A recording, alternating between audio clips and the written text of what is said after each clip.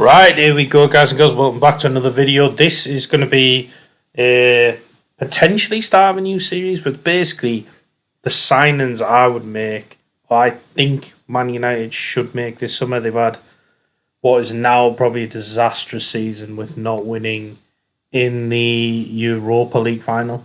As you can see, we got knocked out the quarterfinals. I've already played the first season. I've just kind of gone through that to then make the signings in the sort of second summer of this game. We did win the Conference League though, and we won the Carabao Cup. So it's actually not that bad a season, and 7th in the league. I think anyone really as a Man United fan would probably take that next season now, actually, the way we've been playing. I think we're down in, is it 16th in the league, which is just horrible. I'm obviously recording this before the last game of the season, so just after the Europa final where we lost to Spurs, unfortunately, but very disappointing in that final. As you can see there, 7th in the league, we finished 64 points, 18 wins, 10 draws, 10 losses, so not bad. This is the tactic that I'm going to kind of use. I'm going to go more, I'm going to sort of play with that next season, so you'll see how that plays, but this is also the tactic that I think Amorim should use to hopefully improve his squad. So we've got pressing forward, dribble more, and he's going to drop in and mark like a DM. We've got 2 attacking midfielders who dribble more, moving to channels, tackle harder, and they're going to drop in and sort of mark the centre mids when we're out of possession. 2 wingers on attack who need to sort of hold that width, and they're probably more wingers than wing backs in this system, which is one thing I think we can improve on massively. So they're going to cut inside with the ball, tackle hard, but basically I just want them pressing as high as possible to win that ball back early. Whereas I think at the moment Amorim plays them more like fullbacks, and I think that's why we're not getting enough players forward, we're not scoring enough goals. I think it's one of the reasons anyhow. There's probably a lot more reasons because of that.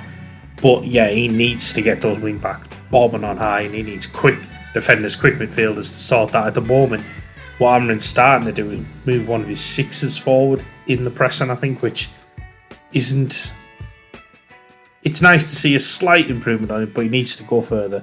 Hopefully we're going to see more of that in the summer. And then obviously we've got the 2 winning midfielders on support, just sort of sitting in there, keeping things ticking over, battling to win that ball back, and just we need quicker, stronger, more athletic players in there, really. We've got 2 wide centre-backs who want to tackle harder.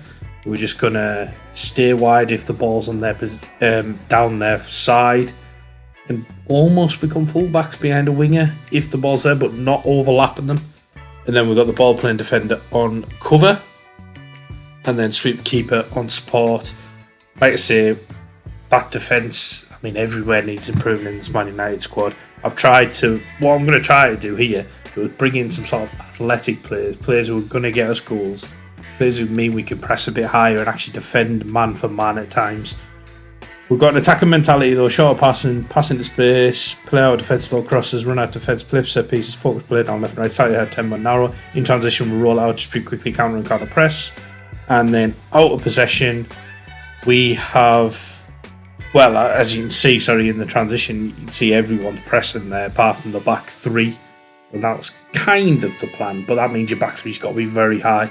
So we've got high line of engagement, high defensive line, trigger press from Trossman, much more often, prevent the goal distribution, get stuck in and invite crosses, because I don't want the centre backs going too wide.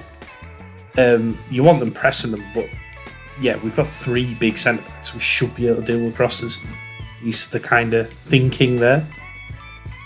Hopefully this tactic will work well. I mean, I'll show you that in the next episode, so look out for that. We are going to make a lot of sales as well. That's a big part of this. So yeah, we want signings, but we need to get rid of a lot of players. Casemiro's gone, Martinez is gone, Lindelof's gone, Johnny Evans is gone. These are some of the players I think we need to bring in. Diego Leon is obviously in this game already, coming in, so just ignore that one. That's not one of mine, although I do think he's got a bit of potential, but obviously not for next season. Bit of a wild one. I'm thinking Luke Wolfenden. He's actually, I believe, a Man United fan. Correct me if I'm wrong in the comments, but I think he is. But 6'3", quick, strong, good option, I think, to cover as a defender, especially if we're getting rid of Lindelof.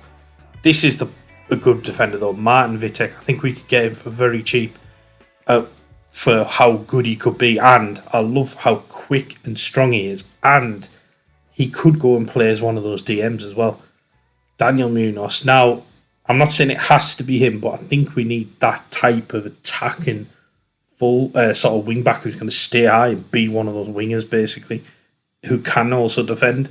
He would be great at that, so I think it's a good signing. Kjaergaard. Now, this is a player who I think could play as a wing back, could play predominantly as that number 10, could even go up front from time to time.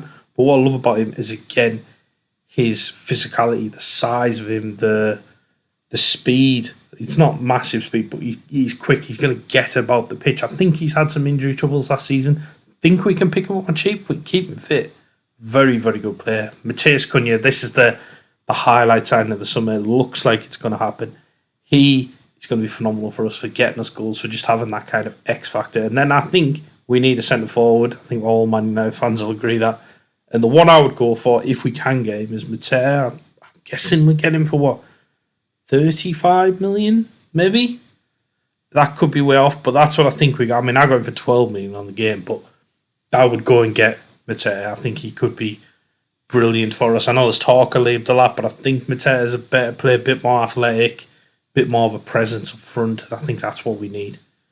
Højlund is, on this game, is brilliant. In real life, at the moment, he is absolutely shocking, unfortunately. So I wish he was as good as what he is on this game. But they're the signs I'll bring in. Please let me know in the comments if you agree, disagree with any of them. I know a few of them are a little bit out there, but let me know what you guys think. Thank you for making all the way to the end of this episode, and look out for the next one. I'll see you soon. Take care.